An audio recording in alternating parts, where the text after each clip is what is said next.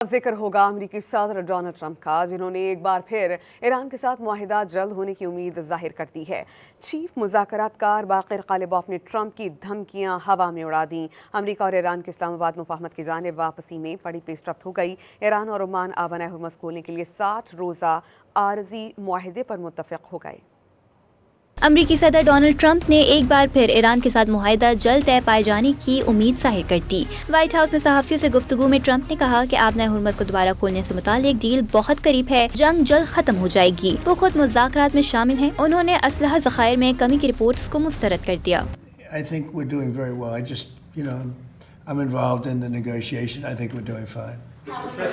It could be soon. Yeah, we're in great shape. But with that being said, we always want more. We have to have more. We have other things maybe come up. Maybe come up and maybe don't come up. Hopefully nothing else does come up.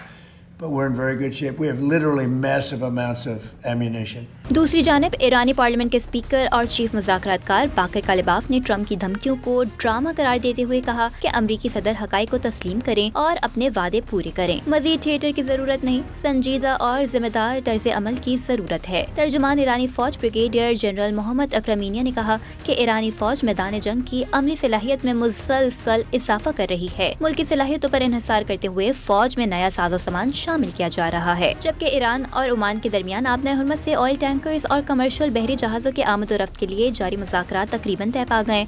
Iran और Oman ने आबना Hormuz को 60 दिन के लिए दोबारा खोलने के मुआहदे के एक खाके पर इत्तफाक कर लिया।